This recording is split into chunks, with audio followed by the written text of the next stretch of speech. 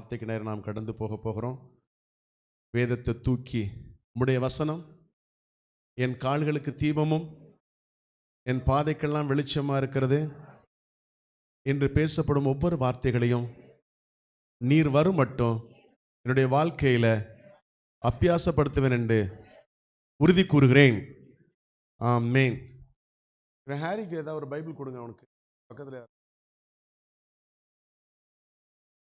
ஹல்லேலூயா. நான் நினைக்கிறேன் எல்லாரும் கொஞ்சம் இன்னைக்கு உற்சாகமாக இருந்ததை பார்த்தா காலையில் என்ன நல்லா வெயிட்டாக சாப்பிட்டு வந்த மாதிரி இருக்கு. பக்கத்தில் பார்த்து கேளுங்களேன், காலையிலேயே சாப்பிட்டு வந்துட்டீங்களான்னு கேளுங்க. ஏதோ ஒரு சத்தம் கேட்குது, ஏதோ ஒரு சத்தம் கேட்குது. இல்லை இல்லை, நீங்கள் யாராவது பேசிட்டு இருந்தீங்கன்னா எங்களுக்கு கொஞ்சம் டிஸ்டர்பாக இருக்கும். ப்ளீஸ்.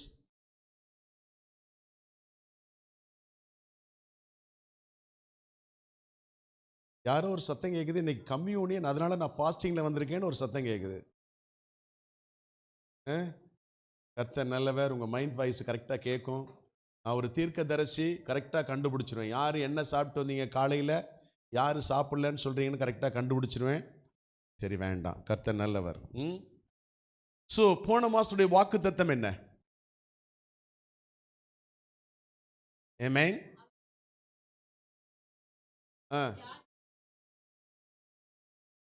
சரி, இந்த போன மாதம் யாரெல்லாம் ஆஸ்பத்திரி போயிட்டு வந்தீங்க? தூக்கவே மாட்டாங்க கை.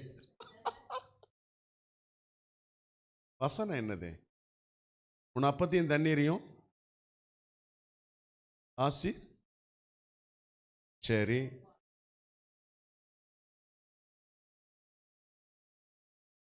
எதுக்கு ஆஸ்பத்திரி போனீங்க?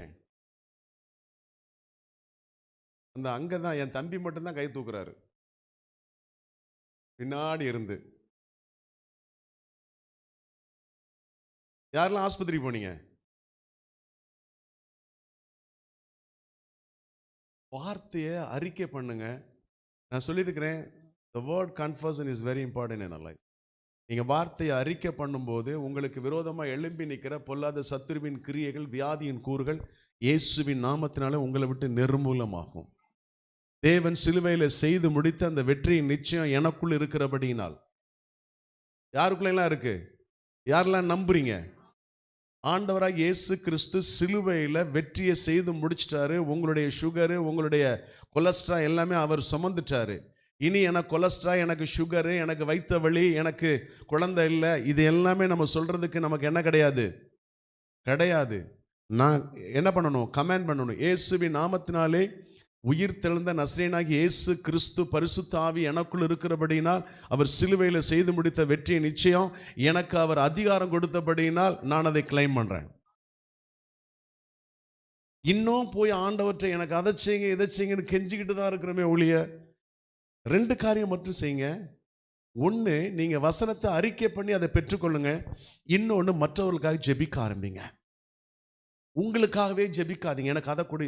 காலையில் 5 மணி ப்ரேயருங்க. 5 மணி ப்ரேயரில் கிட்டத்தட்ட எல்லாரும் வந்துடுறாங்க. யாரு? பார்பி இந்த ஒரு ஒரு உட்காந்துருக்காங்க பாருங்க முன்னாடி. இவங்க வாணி காலையில் 5 மணிக்கு எல்லாம் ஓடி வந்துடுறாங்க. இங்கே அங்கே ஒரு டீம் உட்காந்துருக்காங்க பாருங்க.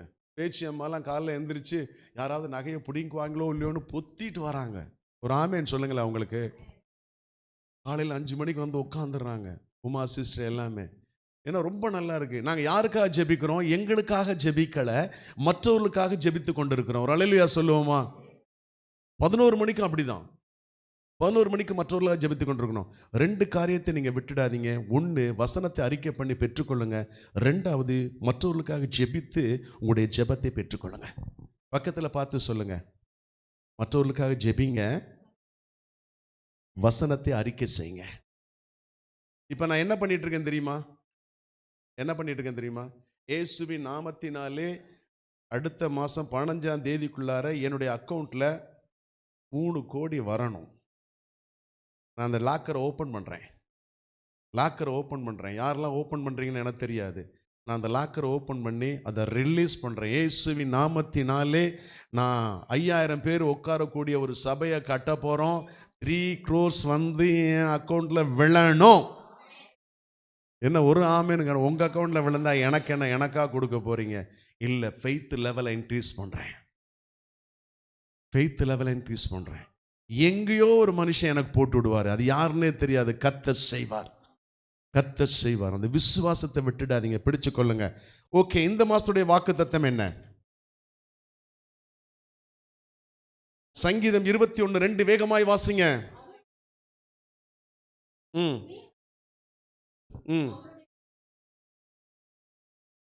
ஆமென். இது யாரோட சங்கீதம்? சங்கீதக்காரன் தாவீது எழுதின சங்கீதம். நல்லா புரிஞ்சுக்கொள்ளுங்க. இந்த சங்கீதம் 21வது சங்கீதத்தில் தாவீது ராஜா தேவனுடைய வல்லமையாய் பெற்ற ஆசீர்வாதங்களுக்காகவும் வெற்றிக்காகவும் நன்றி சொல்லி துதிக்கிற பாடல். இந்த சங்கீதம் 21 தாவீது ராஜா தேவனுடைய வல்லமையை பெற்று ஆசீர்வாதங்களுக்காகவும் வெற்றிக்காகவும் அவன் தினந்தோறும் தேவனை துதிக்கிற அந்த நன்றி பாடல். ரெண்டாவது பார்த்தீங்கன்னா, ராஜாவுக்கு கிடைத்த முக்கிய ஆசீர்வாதங்களுக்காய், அதாவது ராஜாவுக்கு ஒரு பெரிய ஆசீர்வாதம் கிடைக்கிறது, அந்த ஆசீர்வாதத்துக்காய் தேவனை துதிக்கிறான். தேவன் எதிரிகளை அழிப்பார் என்று நம்பிக்கையில் பாருங்க அவன் என்ன பண்றான், அது இந்த சங்கீதம் அதை விவரிக்கிறது. அதாவது தாவீது சொல்றான், எதிரிகளை தேவன் அழிப்பார் என்று சொல்லி தேவனை துதிக்கிறதற்காக அதை விவரித்து சொல்லுகிறான்.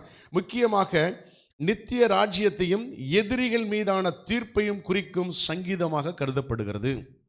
இந்த 21ஆம் சங்கீதம் என்ன பண்ணா, தேவனுடைய நித்திய ராஜ்யத்தை குறித்தும் எதிரிகளுக்கு இந்த ஜட்ஜ்மெண்ட்டை குறித்தும் இது சொல்லப்பட்டிருக்கிறது. ஒரு அல்லேலூயா சொல்லுவோமா? என்ன தாவீது அனுபவிச்சு பண்றான். ஆனால் பழைய ஏற்பாட்டு காலங்களில் இதெல்லாம் சொல்லப்பட்டது. புதிய ஏற்பாட்டு காலங்களில் நிறைய காரியங்கள் இருக்கு, நான் சொல்றேன் பாருங்க. சரி, என்ன சொல்றாரு? அவருடைய மன விருப்பத்தின்படி நீர் அவருக்கு தந்தரலி, அவருடைய உதடுகளின் விண்ணப்பத்தை தள்ளாது இருக்கிறீர். 2 காரியம் செய்கிறாரு. என்னுடைய மன விருப்பத்தை கர்த்தர் நிறைவேற்றுகிற தேவனா இருக்கிறார். அது என்ன மன விருப்பமா இருக்கணும்? என் தேவனுக்கு காலையில நாங்கள் ஜெபம் முடிச்சோன்னு ஒரு ஜெபம் பண்ணுவோம். ஆண்டவரே, இந்த காலையில் எங்களுடைய இருதயத்தின் வார்த்தைகள், எண்ணங்கள், என்னுடைய கண்ணின் பார்வைகள், ஆண்டவரே என்னுடைய செயல்பாடுகள் உமக்கு பிரிதியா இருப்பதாக. இந்த நாள் முழுதும் உமக்கு பிரிதியா இருப்பதாக. ஒரு அல்லேலூயா சொல்லுவோமா? என்ன Hari? Very good, very Hari. என் ஃப்ரெண்டு, நானும் ஒன்றா படித்தோம் ஸ்கூலில். நான் கொஞ்சம் முன்னாடி வந்துட்டேன், அவன் கொஞ்சம். ஓகே, ஸோ அப்போ என்ன சொல்ல வரேன் அப்படின்னா, சில காரியங்களை கர்த்தர் கற்றுக் கொடுக்கிறார் பாருங்க. தேவன் விரும்பி எனக்கு என்ன பண்றாரு? என் ஜெபத்தை கேட்கிறார். தேவன் என் மேல விருப்பம் வச்சிருக்கிறபடினால. 3வது பாருங்க, அவர் வற்புறுத்துகிற தேவனா இருக்கிறார். நான் ஜெபிக்கும் போது என்னுடைய உதடுகளில் நான் வற்புறுத்தி கேட்கிறபடினால் இம்மிடியேட் எனக்கு ஆன்சர் கிடைக்கிறது. ஒரு அல்லேலூயா சொல்லுவோமா? ஸோ வற்புறுத்தி கேட்கிறது. 3வது பாருங்க, துரிதப்படுத்துகிறது, விரைவுபடுகிறது. அந்த ஜெபம், நான் ஜெபிக்கிற வேலைகளில் எனக்கு ஆன்சர் துரிதப்படுத்தப்படுகிறது, எனக்கு உடனே பெற்றுக்கொள்ளும்படி கர்த்தர் கிருபை பாராட்டுகிறார். ஸோ அப்போ பழைய ஏற்பாட்டின் காலத்தில் என்ன பண்ணுவார்? ஆண்டவராக இயேசு கிறிஸ்து நான் ஜெபிக்கிற போது தூதர்கள் வருவாங்க, உடனே என்ன பண்ணுவாங்க? தேவைகளை சந்திப்பாங்க, போயிடுவாங்க. ஸோ புதிய ஏற்பாட்டு காலத்தில் என்ன நடக்கும்? என்ன நடக்கும்? நான் ஜெபிக்கணும், ஆண்டவர் அதுக்கப்புறம் எனக்கு பதில் கொடுப்பார். என்னுடைய இருதயத்தை எப்படிப்பட்டதா இருக்கிறது, என்னுடைய செயல்பாடுகள் எப்படிப்பட்டதா இருக்கிறது, என்னுடைய காரியங்கள் தேவனுக்கு உகந்ததா இருக்கிறதா, இல்லை தேவன் என் ஜெபத்தை கேட்கக்கூடாதபடி என்னுடைய வாழ்க்கை முறை இருக்கிறதா என்பதை நாம் ஸ்டடி பண்ணி பார்க்கணும். ஒரு ஆமேன் சொல்லுவோமா? ஏன்னா தேவன் கேட்கணும், என்னுடைய ஜெபத்தை கேட்கணும்னா சில காரியங்கள் கற்றுக் கொடுத்துருக்கிறாரு. ஏனோ தானோ நம்ம ஜெபிச்சோம்னா என்ன பண்ண மாட்டாரு? கேட்க மாட்டார். பாருங்க, இது ஹீப்ரு வேர்டில் படுது. இன்ஹெரிட்டன்ஸ் அப்படின்னா என்னது? இன்ஹெரிட்டன்ஸ்னா என்னதாங்க? சுதந்திரம், பாரம்பரிய சுதந்திரம். அப்போ என் சுதந்திரமா ஜெபிக்கிற வேலைகளில பரிசுத்த ஆவியானவர் எனக்கு இம்மிடியேட்டா பதில் கொடுக்கிறவராய் இருக்கிறார். பாருங்க, so his request was not merely a hope நான் தேவனிடத்துல கொடுக்கிற அந்த மன்றாடு ஜஸ்ட் ஒரு மகிழ்ச்சிக்குரியதல்ல, அது என்னுடைய நம்பிக்கையை தேவனுக்குள் வளர்க்கிறதா இருக்கிறது. ஒரு அல்லேலூயா சொல்லுவோம். பக்கத்துல பார்த்து சொல்லுங்களேன். நீங்க ஜஸ்ட் தேவனிடத்துல நீங்க மன்றாடுகிறது ஒரு மகிழ்ச்சிக்குரிய காரியம் மாத்திரமல்ல, அது உங்களுடைய தேவன் கொடுப்பார், தேவனிடத்திலிருந்து நான் பெற்றுக்கொள்கிறேன் என்கிறதான ஒரு உறுதியான ஒரு நம்பிக்கையை நமக்கு கட்டவிழ்க்கிறது. வசனம் சொல்லுகிறது மத்தேயு 18:18, மத்தேயு 16:18, இதில் என்ன சொல்லுகிறதுனா, நீங்க பூமியில எவைகளை கட்டுகிறீர்களோ அது பரலோகத்தில் கட்டப்படும், நீங்க பூமியில எவைகளை கட்டவிழ்க்கிறீர்களோ அது பரலோகத்தில் கட்டவிழ்க்கப்படும். ஒரு ஆமென் தானே?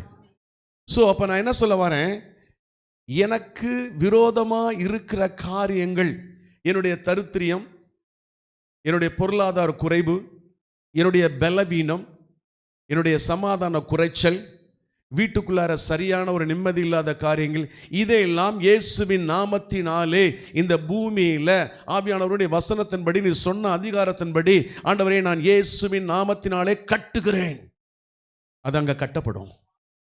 ஏன் கட்டப்படும் அப்படின்னா, ஆண்டவராகிய இயேசு கிறிஸ்து ஏற்கனவே சொன்னது போல அந்த யோர்தான் நதியில அவர் ஞானஸ்தானம் எடுக்கும்போது என்ன நடந்தது?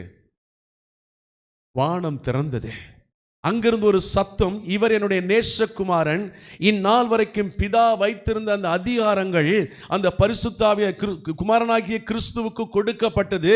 அந்த அதிகாரம் மத்தேயு 28 லாஸ்ட்ல எனக்கு கொடுக்கப்பட்டிருக்கிறபடினால் நான் அதிகாரம் உள்ளவனா இருக்கிறேன், எது சொல்றேனோ அது நடக்கும். பக்கத்துல பார்த்து சொல்லுங்க, நீங்கள் கிறிஸ்துவினுடைய அதிகாரம் உள்ளவர்களா இருக்கிறபடினால் நீங்க என்னெல்லாம் சொல்றீங்களோ அது ஆம் என்றும் ஆமீன் என்றும் நிறைவேறும். ஹல்லேலூயா. ஆனா நீங்க தான் கிளைம் பண்ணணும், நீங்க தான் கன்ஃபஸ் பண்ணணும். பக்கத்துல பார்த்து சொல்லுங்க, நீங்க தான் அதை ரிசீவ் பண்ணணும், நீங்க தான் அறிக்கை பண்ணணும். இன்னும் ஆண்டவர்கிட்ட போய் எனக்கு பொருளாதார நிறைவை கொடுங்க, எனக்கு சம்பளத்தில் இன்க்ரீஸை கொடுங்க, எனக்கு வேலையில் இன்னும் அது மேன்மையான பொறுப்பை கொடுங்க கேட்காதீங்க. உட்காந்து உங்களுக்கு கொடுத்த அதிகாரத்தின்படி உயிர்த்தெழுந்த நசரேயனாகிய இயேசுவின் நாமத்தினால சொல்றேன், எனக்கு சேலரி இந்த மாசம் இன்க்ரீஸ் ஆகணும். யாருக்கெல்லாம் இன்க்ரீஸ் ஆகணும்? அங்கதான். ஆமென், ஹல்லேலூயா சொல்லுங்க. எங்க கையை மேல தூக்குங்க. உயிர்த்தெழுந்த நசரேயனாகிய இயேசுவின் நாமத்தினாலே எனக்கு கொடுத்த அதிகாரத்தின்படி என்னுடைய சேலரி இன்க்ரீஸ இப்பொழுதே எனக்குள்ளார என் குடும்பத்துக்குள்ளாக நான் ரிலீஸ் பண்றேன். ஹல்லேலூயா. முன்னாடி வரீங்களாமா ப்ளீஸ்? ஓடியா, இந்த இடம் இருக்கு, இங்க வாங்க, இங்க வாங்க.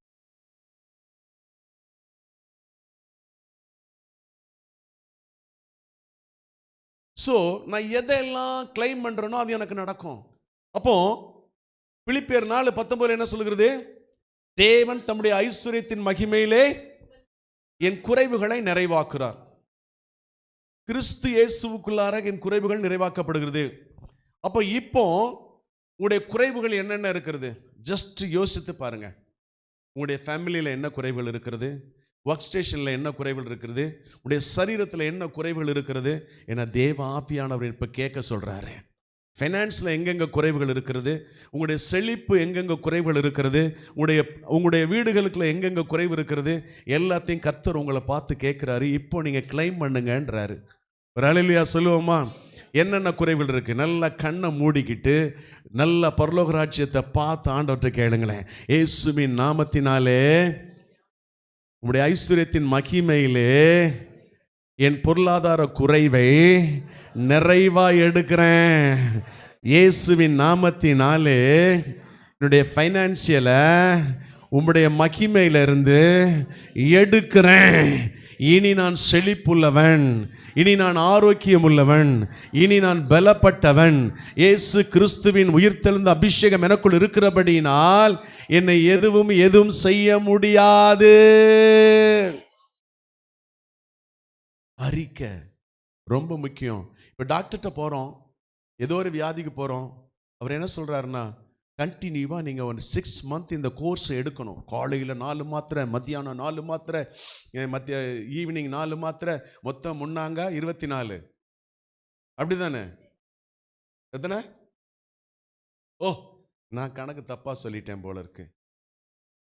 முன்னாங்க 24, முன்னாங்க.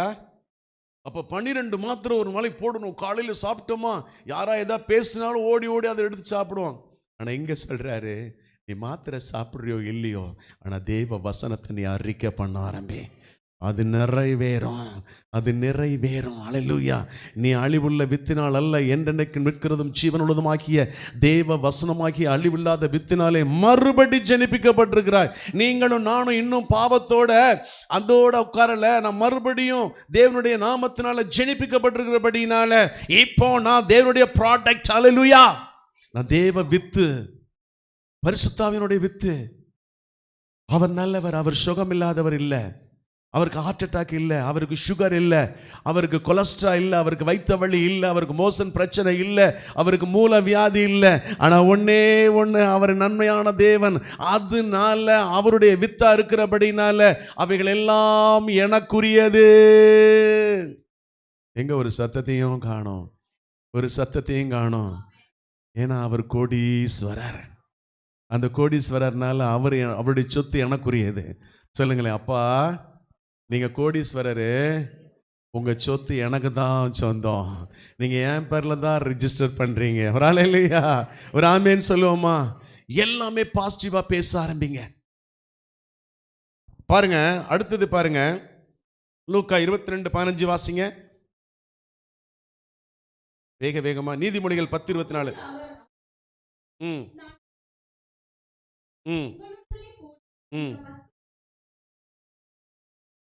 சோ தேவன் என் மேல உங்க மேல எவ்வளவு ஆசையா இருக்கிறது என்பதை சீசர்களை கூப்பிடுறாரு. கூப்பிட்டு சொல்றாரு, நான் பாடுபட போகிறேன், எனக்கு ப்ராப்ளங்கள் வரப்போகிறது, பிரச்சனைகள் வரப்போகிறது. அதற்கு முன்பாக உங்களோட உட்கார்ந்து இந்த பஸ்காவுல நானும் சாப்பிட ஆசையா இருக்கிறேன். ஆண்டவர் உங்களோடு பந்தி இருக்கிறதற்கு, உங்களுடைய தேவைகளை சந்திக்கிறதுக்கு, உங்களுக்கு விடுதலை கொடுக்கிறதுக்கு தேவன் ஆசையா இருக்கிறார். அவர் சும்மா ஏனோ தானோன்னு செய்யல. ஒரு குழந்தைய பார்த்து தான் தாயை பெற்று எடுத்தோன்னு அதை கொஞ்சி அதை தடவு அதை விட எங்க அப்பா உருவாக்கினவர் சொல்றாரு, உன் மேல நான் ஆசையா இருக்கிறேன்.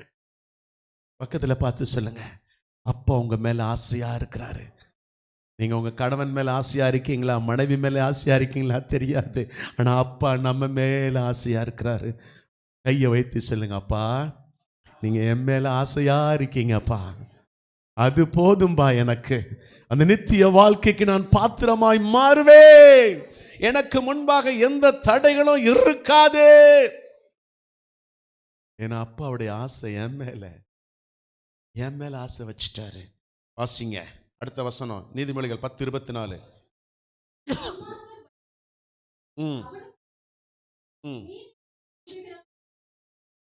நீதிமான் விரும்புகிற காரியம் அவனுக்கு கொடுக்கப்படும். தேவனுக்கும் உங்களுக்கும் சரியான ஒரு உறவு இருக்கும்போது you are going to become a righteousness person. ஹல்லேலூயா சொல்லுவோமா? அந்த நீதிமானா இருக்கும்போது உங்களுடைய தேவைகளை எல்லாம் கர்த்தர் செய்ய ஆரம்பிப்பார். பக்கத்துல பார்த்து சொல்லுங்க, நீங்க நீதிமான், நீங்க நீதிமான். அதனால அப்பா உங்களுடைய காரியங்கள் எல்லாம், உங்களுடைய தேவைகள் எல்லாம் அவர் உங்களுக்கு கொடுப்பார். என்னென்ன தேவை இருக்கு? என் உடம்பு ஸ்லிம் ஆகணும்னு ஜிம்முக்கு போறோம், பல்ஜி ஆகணும்னு நல்லா கறியா சாப்பிட்றோம், அப்படிதானே? ஆண்டவர் சொல்றாரு எல்லாவற்றையும் செய்கிற தேவனா இருக்கிறார். சரியா? யோவான் 16:24 வேகமாய் வாசிங்க.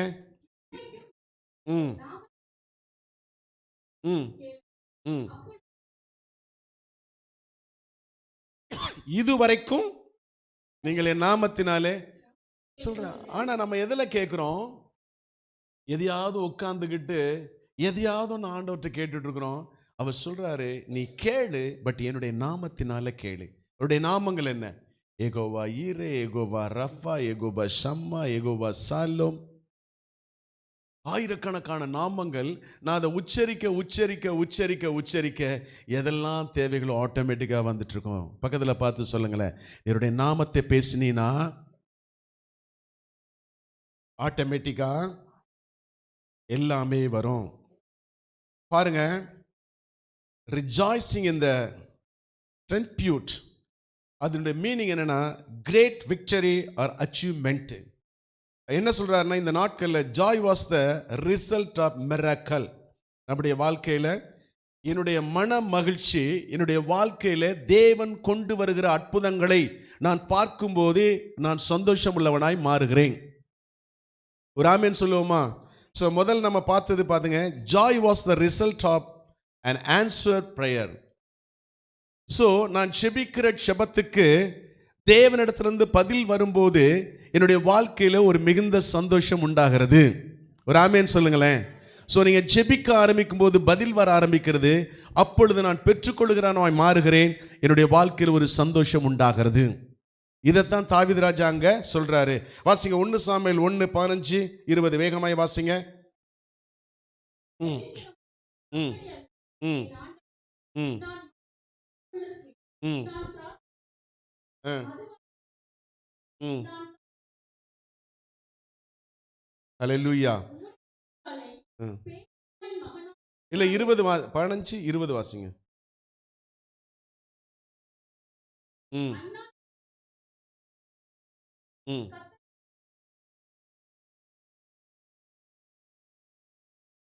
இப்போ அன்னாள் தன்னுடைய சக்காலத்தினால கேலி பண்ணப்பட்டு ஒடுங்கி நொறிந்து உடைந்து போய் இருக்கிறா. ஒரே ஒரு டிசிஷன் எடுக்கிறா, நான் டைரக்டா ஆண்டவர்கிட்ட கேட்க போறேன். அவ போய் உட்கார்ந்து ஆண்டவரை இயேசு கிறிஸ்துட்ட கேட்கிறா. எனக்கு இருக்கிறவ எனக்கு ரொம்ப கேவலமா பேசுறா, அசிங்கமா இருக்கு, நான் தினந்தோறும் அழ வேண்டியதா இருக்கு, சாப்பிட முடியல, என் பிரச்சனை இதுவா இருக்கு, நீங்க என்ன பண்ணுவீங்களே தெரியாது, ஒரே ஒரு ஆண்மகனை கொடுங்க, நான் திருப்பி உங்களுக்கு கொடுக்குறேன் கமிட்மெண்ட்டை. ஏலி சொல்றான், உன்னை பார்த்தா அப்படி தெரியல, நீ ஏதோ மதுபானம் குடிச்சிட்டு உட்கார்ந்துருக்கிற. இல்லையா, என் இருதயத்தை ஆண்டவருடைய சமூகத்தில் ஊற்றுனேன்னு சொன்னா. ஒரு அல்லேலூயா. இன்னைக்கு தேவனிடத்தில் நீங்கள் உங்களுடைய இருதயத்தை ஊற்றுங்க, அது அற்புதம் நடக்க ஆரம்பிக்கும். பக்கத்தில் சொல்லுங்களேன், நீங்கள் இருதயத்தை ஊற்றுங்க, அற்புதம் நடக்கும். 20ஆம் வசனத்தில் என்ன நடக்கிறது? சில நாள் சென்ற பின்பு ஒரு ஆண் குழந்தையை பெற்றாள். அவளுக்கு சாமுவேல். அந்த சாமுவேல் ஒரு ராஜாக்களை ஆசீர்வதிக்கிற, ராஜாக்களை அபிஷேகம் பண்ணுகிற ஒரு தீர்க்கதரிசியாய் மாறினான். கைகளை தட்டி ஆண்டவரை மகிமைப்படுத்துவோம். ஆதியாகமம் 21:17-18 வேகமாய் வாசிங்க. ம் ம் ம் ம்.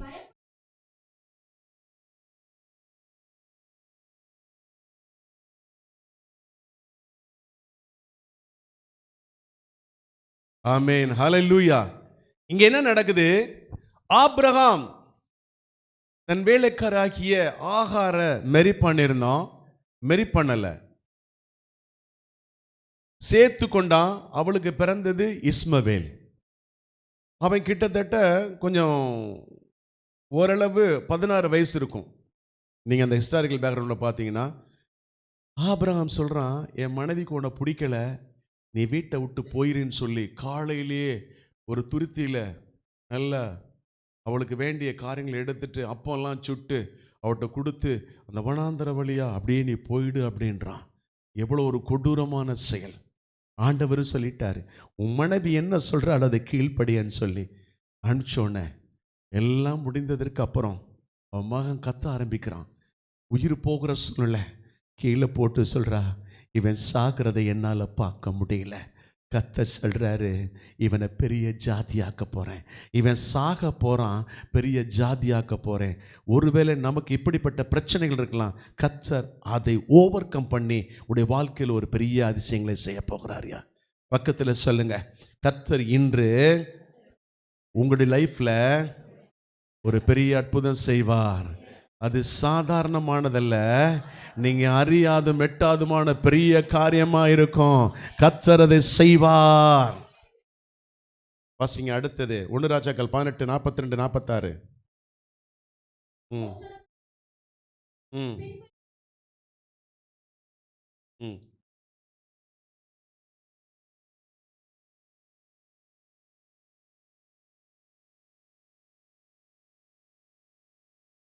ம்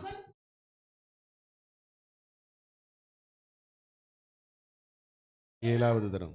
ம்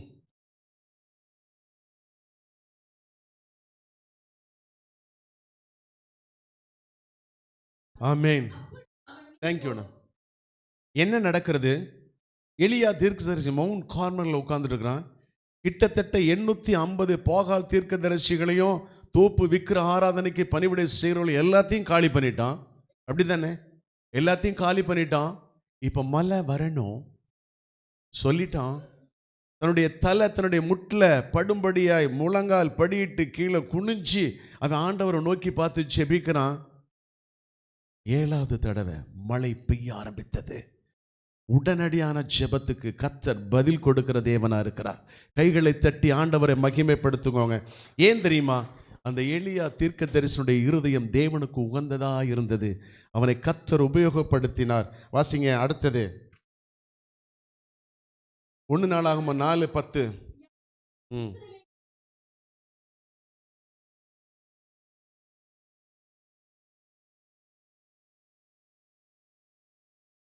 ம்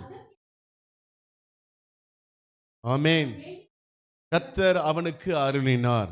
யாபேஸ் சொல்ற, இஸ்ரவேலின் சேனைகளின் தேவனாகிய கர்த்தரை பார்த்து, தேவரே என் எல்லையை பெரிதாக்கி தீங்கு என்னை துக்கப்படுத்தாதபடிக்கு என்னை காத்திரள வேண்டும் என்று வேண்டினான். உடனே ஆண்டவர் அவனுக்கு உதவி செய்தார். உடனே பதில் கொடுத்தார். இந்த நாட்களில் உங்களுடைய இருதயம் ஆண்டவரோடு சரியா இருக்கும்போது உடைய பதில் உங்களுக்கு உடனே கிடைக்கும். பக்கத்துல பார்த்து சொல்லுங்க, உடைய இருதயம் தேவனோடு சரியா இருக்கும்போது உடனடியா பதில் கிடைக்கும். சந்தேகப்படாம நீங்கள் பெற்றுக்கொள்ளும்படி கர்த்தர் விரும்புகிறார். சோ அடுத்தது பாருங்க, 2வது வசனம் வாசிங்க, வேகமாய் வாசிங்க. 21 சங்கீதம் 1 வசனம். ம் ம் ம் பாருங்க, we are kings because we are God's children. நல்லா புரிஞ்சுக்கொள்ளுங்க, என்னையும் உங்களையும் ஆண்டவராக இயேசு கிறிஸ்து ஒரு ராஜாவா பார்க்கிறாரு.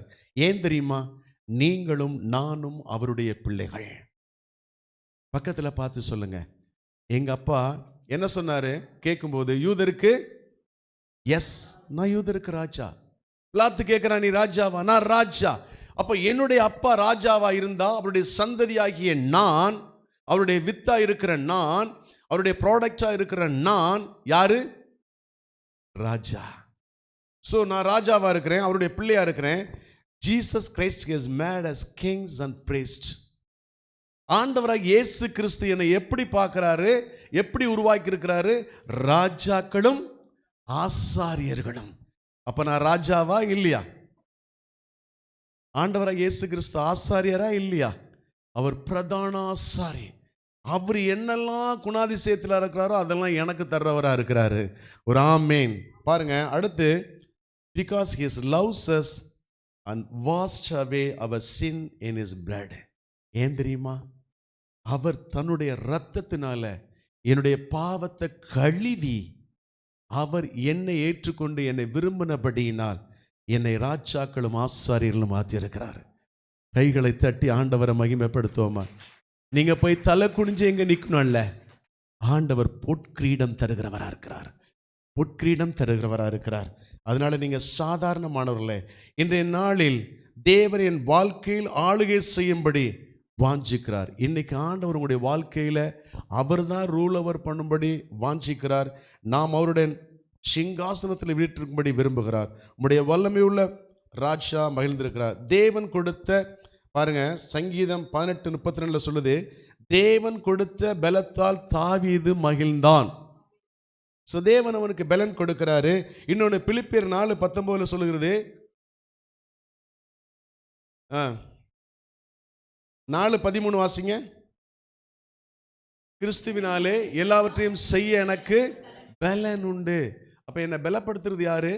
நான் வசனத்தை அறிக்கை பண்ணும்போது ஆட்டோமேட்டிக்காக தேவன் சிலுவையில் செய்து முடித்த அந்த வெற்றி, அந்த மத்தேயுவில் சொல்லப்பட்ட அந்த அதிகாரமான காரியங்கள் எனக்கு கொடுக்கப்பட்டபடியினால் என்னை பலப்படுத்துகிற கிறிஸ்துவினாலே எல்லாவற்றையும் எனக்கு செய்ய வல்லமை உண்டு, எனக்கு செய்ய பலன் உண்டு நான் சொல்லும்போது ஆட்டோமேட்டிக்காக என்னுடைய எலும்புகள், நரம்புகள், இரத்த நாளங்கள், சதைகள், தசைப்பகுதி, எலும்பில் இருக்கிற ஊன்கள், கிட்னி பகுதி, யூரினல் பிளாடர், ஓவரிஸ் பகுதி, யூட்ரஸ் பகுதி ஆட்டோமேட்டிக்காக பலன் அடைய ஆரம்பிக்குதியா?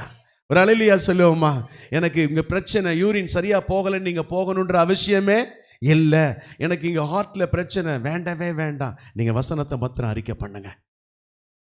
ஏன்னா பலப்படுத்துகிற கிறிஸ்துவினால எல்லாவற்றையும் செய்ய எனக்கு பலன் உண்டு, பலன் உண்டு. நமக்கும் ஆஸ்பத்திரிக்கும் ரொம்ப தூரம். சொல்லுங்களேன், எனக்கும் ஆஸ்பத்திரிக்கும் ரொம்ப தூரம்.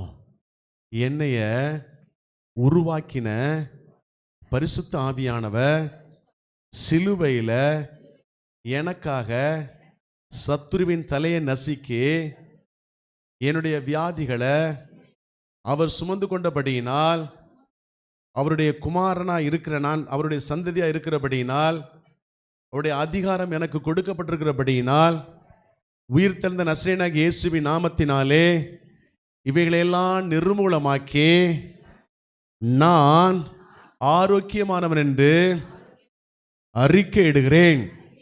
ஹல்லேலூயா. நீ என்ன சொல்றீங்களோ அது நடக்கும். யாரெல்லாம் நம்புறீங்க பரிசுத்த ஆவியானவர் உங்களுக்குள்ளார இருக்கிறான்னு சொல்லி? எங்கெங்க இருக்கிறாரு? ஸோ ஆண்டவரை அறியாத ஒருத்தட்ட போய் நம்ம கடவுள் எங்க இருக்காருன்னு கேட்டால் என்ன சொல்லுவாங்க? தூண்லேயே இருப்பாரு. இது எல்லாத்துக்கும் தெரிஞ்சது. அது அவங்க தெரியாம சொல்றாங்க. இப்ப சொல்றேன், எங்க அப்பா பரிசுத்த ஆவியானவர் இருக்கிறதுனால எலும்புகள், நரம்புகள், இரத்த நாளங்கள், சதைகள், தசைப்பகுதி, எலும்பில் இருக்கிற ஊன்கள், கண்கள், காதுகள், வாய்ப்பகுதி, எல்லா சுவாச காற்று எல்லாத்துலேயுமே இருக்கிறார். ஹல்லேலூயா. ஏன்னா காற்று எங்கெங்கெல்லாம் போதும் அங்கெல்லாம் ஆவியானவர் இருக்கிறார். அதனால நான் ஆரோக்கியம் உள்ளவனாக தான் இருப்பேன், நான் செழிப்புள்ளவனாக தான் இருப்பேன். எங்கள் அப்பா என்னென்ன வச்சிருக்கிறார் அதெல்லாம் எனக்குரியது. நீங்கள் சுதந்திரிக்கும்படியாய் கர்த்தர் விரும்புகிறார். நீங்கள் சுதந்திரிக்கும்படியாய் கர்த்தர் விரும்புகிறார். கர்த்தர் அதை செய்வார். சரியா? பாருங்க, இதோ சர்ப்பங்களையும், வசனம் 19 வாசிங்க. இதோ சர்ப்பங்களையும்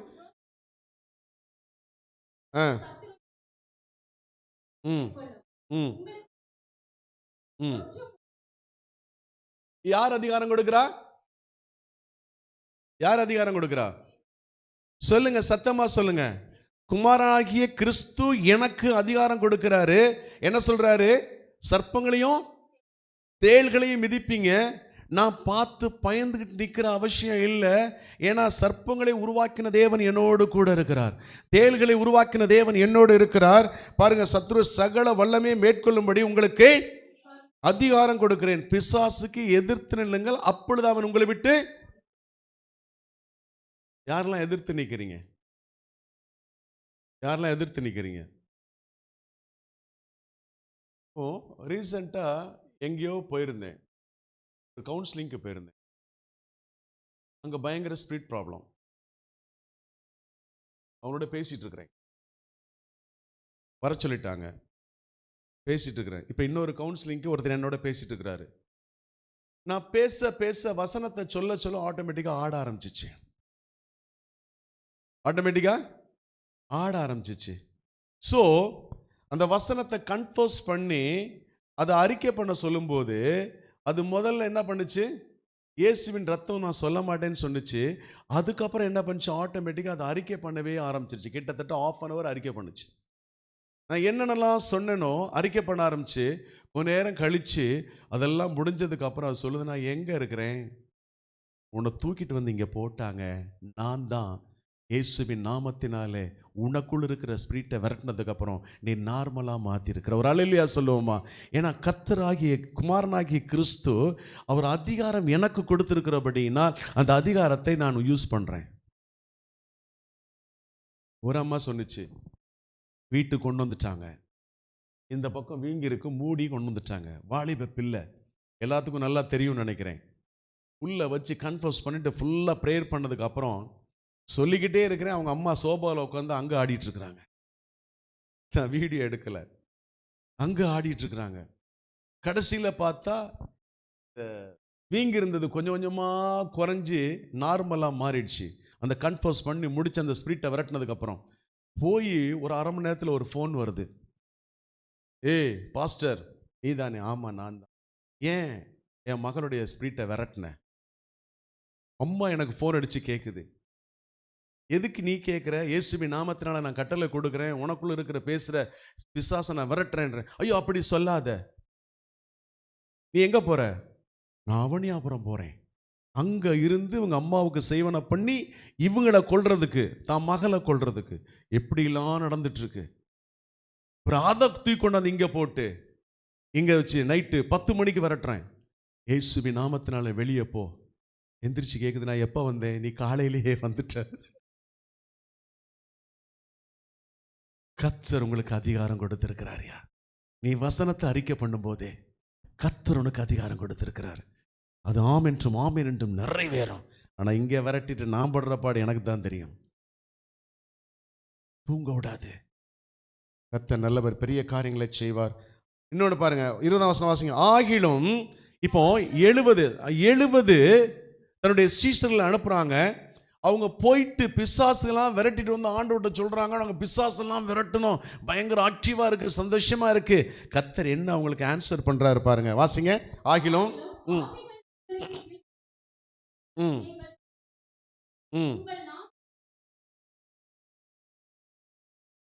ஒரே ஒரு வார்த்தை சொல்றாரு, உங்களுக்கு நான் அதிகாரம் கொடுத்துருக்கேன். பிசாசை போனா போகும், வியாதியை பார்த்து பேசினா சுகமாகும், இது எல்லாமே நடக்கும். ஆனால் நீங்கள் ஆவிகளை விரட்டிட்டேன்னு அதில் சந்தோஷப்படாதீங்க. உங்கள் நாமம் பரலோக ராஜ்யத்தில் ஜீவ புஸ்தகத்தில் எழுதியிருக்கிறதுக்காக மாத்திரம் சந்தோஷப்படுங்க. ஒரு ஆமேன்னு சொல்லுவோமா? கொஞ்சம் யோசித்து பாருங்க. உடைய பெயர் பரலோக ராஜ்யத்தின் ஜீவ புஸ்தகத்தில் எழுதப்பட்டிருக்கா, இன்னும் எழுதப்படலையா? உங்களுக்கு மாத்திரம்தான் தெரியும். உங்களுக்கு மாத்திரம்தான் தெரியும். நான் உங்களை எதுவுமே போஸ்ட் பண்ண விரும்பலை. ஏன்னா நாட்கள் பொல்லாதவைகள், கடைசி நாட்கள். அமெரிக்க தேசத்தில் நடந்த ஒரு உண்மை சம்பவம். ஒரு பெரிய சர்ச், ஒரு பெண் போதக அம்மா, அவங்க தான் போதகராக இருக்கிறாங்க. இப்போ ரீசண்டாக நடந்தது. இப்போ அமெரிக்க தேசத்தில் ஒரு சட்டம் கொண்டு வந்திருக்கிறாங்க, ஆணும் ஆணும் மெரி பண்ணி கொள்ளலாம், பெண்ணும் பெண்ணும் மெரி பண்ணி கொள்ளலாம். அப்படி தானே? ஆமாவா இல்லையா? அது ஆர்டர், கோர்ட் ஆர்டரே கொடுத்துட்டாங்க. இப்போ அந்த சர்ச்சில் ஒரு ஆணும் மெரி பண்ணுறதுக்கு அந்த அம்மா கிட்ட போயிட்டு எல்லாம் கொடுக்குறாங்க, டாக்குமெண்ட்ஸ்லாம் கையில் கொடுக்கும்போது அம்மா சொன்னாங்க, நான் இந்த தப்பை செய்ய மாட்டேன், பைபிளுக்கு மாறானது, இதை நான் செய்யக்கூடாது அப்படின்ட்டாங்க. செய்யவே மாட்டேன்ட்டாங்க. உடனே அவங்க 2 பேரும் எங்கே போய் கோர்ட்டில் போயிட்டு அவங்களுக்கு என்ன பண்ணுறாங்க, ஒரு கம்ப்ளைண்ட் பதிவு பண்ணுறாங்க. அதில் எங்களுக்கு மெரி பண்ணி வைக்க மாட்டேன்றாங்க. அந்த கோர்ட்டில் அந்த ஜட்ஜி அந்த பாஸ்டர் அம்மாவை கூப்பிட்டு கேட்குறாரு, சட்டம் இயற்றப்பட்டது உங்களுக்கு தெரியுமா? ஒருவேளை தெரியாமல் இருந்துச்சுன்னா உங்களுக்கு ஒரு மன்னிப்பு கொடுக்குறோம், நீங்கள் கூட்டிகிட்டு போயிட்டு உங்கள் சர்ச்சில் உங்களுக்கு மெரி பண்ணி வைங்க. அவங்க என்ன சொல்லியிருப்பாங்கன்னு நினைக்கிறீங்க? இல்லைன்னா உங்களுக்கு தண்டனை கொடுக்க வேண்டியது இருக்கும். அவங்க என்ன சொல்லியிருப்பாங்க? அவங்க சொன்ன வார்த்தை என்ன தெரியுமா? சொன்ன வார்த்தை, பைபிளுக்கு மாறா இந்த தப்பை செஞ்சுட்டு நான் உலகத்தை வாழ்றதை விட இவங்களுக்கு மேரேஜ் பண்ணி வைக்காம நீங்க கொடுக்கிற தண்டனை ஏத்து நித்திய வாழ்க்கைக்கு போறதுக்கு அது எனக்கு ரொம்ப சந்தோஷமா இருக்குன்னு சொன்னாங்க. அவரால் தீர்ப்பே சொல்ல முடியல, அவ்வளோ ஃபேமா இருந்தாங்க. அதான் சொல்றாரு, உங்களுடைய பெயர் ஜீவ புஸ்தகத்தில் எழுதப்பட்டதற்கு நீங்கள் சந்தோஷப்படும்படியாய் கர்த்தர் விரும்புகிறார். ஹல்லேலூயா. இப்படிப்பட்ட காரியங்களை நான் முடிக்க போகிறேன் சீக்கிரம், இன்னொரு 5 நிமிஷத்தில் முடிச்சிடறேன். Joy was the result of God's providence. உடைய வாழ்க்கையில் தேவனுடைய பாதுகாப்பு உங்க மேல இருக்கும்போது உடைய வாழ்க்கை சந்தோஷமா இருக்கும். ஆமாவா இல்லையா? வாசிங்க. உத்தம ஆசீர்வாதத்தோடு நீர் அவருக்கு எத்தனை வசனம்? 3ஆம் வசனம். சங்கீதம் 21:3. ம் ம் இல்ல, ஓகே. உத்தம ஆசீர்வாதத்தோடு நீர் அவருக்கு எதிர்கொண்டு வந்து அவர் சிரசில் பொற்கிரீடம் வைத்தீர். ஸோ நல்லா புரிஞ்சுக்கொள்ளுங்க, நானும் நீங்களும் தேவனோட சரியான உறவுல கொஞ்சம் கூட விரிசல் இல்லாம கசப்பு இல்லாம இருப்போமே ஆனால், ஆண்டவராகிய இயேசு கிறிஸ்து எனக்கு முன்பாக அவரே வர்றாரு. ஒரு அல்லேலூயா சொல்லுவோமா? அவரே வர்றாரு. அதாவது உத்தம ஆசீர்வாதத்தை கொண்டு வருகிறார். எங்க ஒரு ஆமீன் காணும், ஒரு அல்லேலூயா காணும். உத்தம for you meet him with the blessing of goodness. உத்தம ஆசீர்வாதம். தேவன் என்னை மீட் பண்ணும்போது, இப்போ நம்ம டட்லி பாஸ்டருக்கு இன்னைக்கு லாஸ்ட் அவருக்கு பர்த்டே, 24th பர்த்டே. எங்களை எல்லாம் இன்வைட் பண்ணியிருந்தாங்க. ஸோ அப்போ நாங்கள் போகும்போது சும்மா வெறுங்கையோட போனால் நல்லா இருக்குமா? என்ன பண்ணணும்? கிஃப்டை வாங்கி எங்கே கொடுப்போம்? அவர் பின்னாடி இருந்து இந்த வாங்கிக்கோனா கொடுப்போம்? கொஞ்சம் யோசிச்சு பாருங்களேன். பின்னாடி இருந்து வாங்கிக்கோங்க கொடுப்போமா? இல்லை, நானும் என் மனைவியும் போய் அவங்க 2 பேர்த்துக்கும் நல்லா சால் போட்டு, காஸ்ட்லியான சால் போட்டு, அவங்களுக்கு என்ன தேவையோ அதை நாங்கள் என்ன பண்ணோம், அப்படியே கிஃப்ட் பண்ணும்போது, முன்னாடி பண்ணும்போது அவங்க எங்களுக்கு தேங்க்ஸ் பண்ணாங்க. ஏன்னா அதே தான் ஆண்டவர் சொல்கிறாரு, நான் முன்னாடி வந்து உனக்கு வைத்திருக்கிற ஆசீர்வாதங்களை நான் உனக்கு கொடுக்குறேன்றாரு. பின்னாடி இருந்த ஆண்டவர் எப்பொழுதும் கொடுக்க மாட்டார். உங்களுக்குரிய ஆசீர்வாதத்தை கர்த்தர் உங்களுக்கு முன்பாக கொடுக்கிறார். சங்கீதம் 23:6 சொல்லுது, if you look back to so we will find goodness and mercy follow us. பின்னாடி நன்மையும் கிருபையும் என்னை தொடரும், நீடித்த நாட்கள் நிலைத்திருப்பேன். ஆனால் இங்கே சொல்கிறாரு, and if we look ahead, நீ முன்னாடி பார்த்தீங்கன்னா God's meeting us with his goodness. சங்கீதம் 23:6 சொல்லுகிறது, நன்மையும் கிருபையும் என்னை பின் தொடரும் என்று சொல்லுகிறது. இன்னொரு ஆக்கியோர் எழுதியிருக்கிறாரு, நன்மையும் கிருபையும் உன்னை சுமந்து செல்லும். இன்னொரு கமெண்டேட் எழுதியிருக்கிறாரு, நன்மையும் கிருபையும் என்னை சுமந்து செல்லுமா. ஆனால் இங்கே ஆண்டவர் சொல்கிறாரு பாருங்க, அவர் எனக்கு முன்பாக ஒரு உத்தம ஆசீர்வாதத்தை கொண்டு வந்துட்டு இருக்கிறார். நல்லா புரிஞ்சு கொள்ளுங்க. ஒரு மனிதன் இருக்கிறாரு, தேவனுக்கு உகந்தவராக இருக்கும்போது பின்னாடி நன்மையும் கிருபையும் அப்படியே பின்தொடர்ந்து வந்துட்டு இருக்கு. ஆண்டவராக இயேசு கிறிஸ்து முன்னாடி வந்துட்டே இருக்கிறாரியா. அது எவ்வளோ நல்லா இருக்கும் பாருங்க. ஒரு பெரிய ஆசீர்வாதம், உங்களுடைய ஹெல்த் ஆசீர்வாதம், உங்களுடைய ஃபைனான்சியல் ஆசீர்வாதம், உங்களுடைய பொருளாதார ஆசீர்வாதம், உங்களுடைய வேலை ஸ்தலத்தில் ஆசீர்வாதம், உங்களுடைய குடும்பத்தில் ஆசீர்வாதம் அப்படியே முன்னாடி வரும்போது அது எப்படி இருக்கும் சொல்லுங்க? அந்த ஆசீர்வாதம்லாம் வரும்போது எப்படி இருக்கும்? முந்தா நாள் என்னுடைய பேர் அங்கேருந்து ஃபோன் பண்ணுறான், தாத்தா வீடியோ காலில், உங்களுக்கு என்னென்ன வாங்கி வச்சிருக்கேன் தெரியுமா? சொல்லுடா, காட்டு, என்னென்ன வாங்கி வச்சிருக்க? அவன் ரேன்ஸ் எடுத்து காட்டுறான், கிளே எடுத்து காட்டுறான், கலர் பென்சில் எடுத்து காட்டுறான், டிராயிங் புக்கு எடுத்து காட்டுறான். இதெல்லாம் உங்களுக்கு வாங்கி வச்சிருக்கேன் தாத்தா, நீங்கள் எப்போ வருவீங்க? அவனுக்குரியதெல்லாம் அவனுக்கு எவ்வளோ சந்தோஷம், அதை ஏன்ட்ட காட்டுறான். ஆனால் நம்மளை உருவாக்கின அப்பா, நான் நல்லா இருக்கணும், நான் செழிப்பாக இருக்கணும், நான் ஆரோக்கியமாக இருக்கிற, என் மேலே ஆசையாக விரும்புகிற அப்பா, அவர் அந்த கிஃப்ட் எப்படி கொண்டு வருவார்? யோசித்து பாருங்களேன், யோசித்து பாருங்களேன், கொஞ்சம் இமேஜின் பண்ணி பாருங்களேன். அந்த சிலுவையில் செய்து முடித்துட்டு நான் அப்படியே நேற்று நைட்டு உட்காந்து அதை இமேஜின் பண்ணிகிட்டு இருந்தேன். அப்படியே ஆடையே இல்லாமல் மேலே ரத்தம் ஒழுகிட்டு இருக்கு. அவர் ஒரு பெரிய கிஃப்டை நாங்கள் வெற்றி எடுத்துட்டேன், உனக்கு நான் தர்றேன்னு சொல்லி கொண்டு வந்து முன்னாடி நிற்கும்போது அது எப்படி இருக்கும் பாருங்களேன். பக்கத்தில் இமேஜின் பண்ணி பாருங்களேன். நல்ல கிரீடம், முள் கிரீடம், கையில் ரத்தம் ஒழுகிட்டு இருக்கு, காலில் ரத்தம் ஒழுகிட்டு இருக்கு, ஒரே ஒரு துண்டை மட்டும் கட்டிட்டு இருக்கிறாரு. ஒரு பெரிய பார்சலை உங்கள் முன்னாடி கொண்டு வந்து நிற்கும்போது அது எப்படி இருக்கும் பாருங்க. அவர் சொல்கிறாரு, நான் ஜெயிச்சிட்டேன், நான் ஜெயிச்சிட்டேன், அந்த ஜெயிப்பின் அதிகாரம் நான் உனக்கு கொடுக்குறேன். அல்லேலூயா, நீ பெற்றுக்கொள், நீ அனுபவி. எவ்வளோ நன்மையான தேவனாக இருக்கிறாரு. முடிக்க போகிறேன்.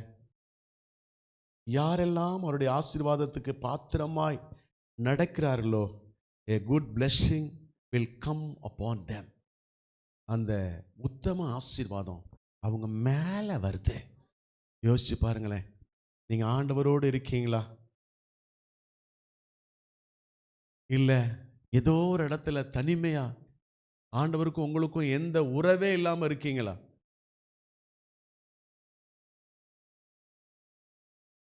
கொஞ்சம் யோசித்து பாருங்க.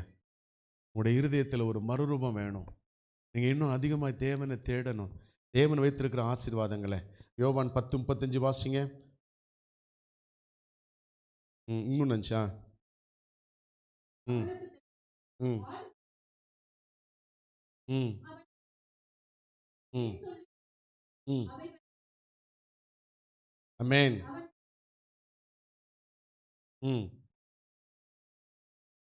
ம்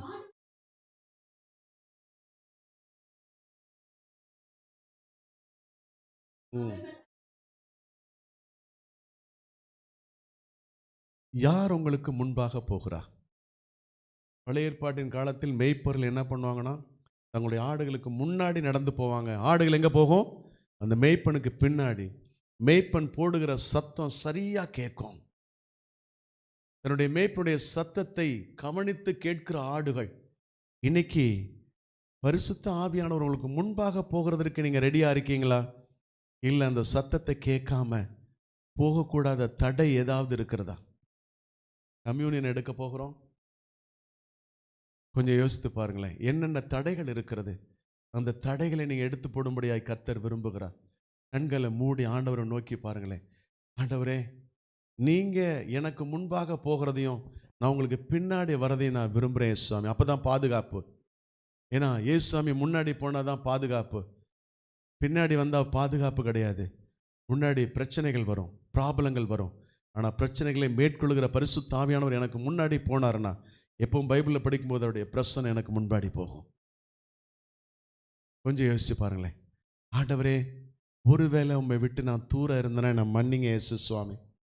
என்னுடைய பாவ காரியங்கள் என்னை விட்டு போகட்டும். நான் உங்களை நோக்கி பார்க்கிறேன். நான் உங்களை நோக்கி பார்க்கிறேன் இயேசு சுவாமி. எனக்கு உதவி செய்யுங்க ஆண்டவரே. எனக்கு விரோதமாக எழும்பி நிற்கிற ஆண்டவரே, உமக்கும் எனக்கும் ஒரு உறவை வலுப்படுத்தக்கூடாதபடி சத்துருவின் ஆண்டவரே அந்த காரியங்கள், தடைகள் ஆண்டவரே இப்பொழுது என்னை விட்டு நிர்மூலமாக்கப்படுவதாக நீங்கள் பேச ஆரம்பிங்க. இயேசுவின் நாமத்தினாலே பேச ஆரம்பிங்க. அப்பொழுதுதான் ஆண்டவர் சொல்றாரு, ஒரு ரட்சிப்பினால் அவர் மகிமை பெரிதாக இருக்கிறது, மேன்மையும் மகத்துவத்தையும் அவருக்கு அருளுகிறார். அப்பொழுதுதான் க்ளோரி, ஹானர் அண்ட் மெஜஸ்டி ஆண்டவராக இயேசு கிறிஸ்து உங்களுக்கு கொடுக்க வல்லவராக இருக்கிறார். உங்களை மேன்மைப்படுத்த, உங்களை மகிமைப்படுத்த, தேவனுடைய மகத்துவத்தை உங்கள் மேல் கொடுக்க அவர் ரெடியாக இருக்கிறார். கர்த்தர் பெரியவர், பெரிய காரியங்களை செய்வார். Because all this blessing are your by, ஒரு பக்கத்தில் வச்சிருக்க எல்லா ஆசீர்வாதங்களும் யாற்ற இருக்கு? ரைட், உங்க பக்கத்தில் இருக்கு. அதை எடுக்கிறதற்கு நான் தகுதி உள்ளவனா இருக்கிறேனான்னு பாருங்க. தேவன் எனக்கு முன்பாக வைத்திருக்க எல்லா ஆசீர்வாதங்களையும் உங்க பக்கத்தில் வச்சிருக்கிறாரு. எடுக்கிறதற்கு நான் தகுதி உள்ளவனா இருக்கிறேனா, அதுக்கு பாத்திரமானா இருக்கிறேனான்னு சொல்லி பாருங்க. ஆண்டவரோடு பேச ஆரம்பிங்க. கர்த்தர் பெரிய காரியங்களை செய்வார்.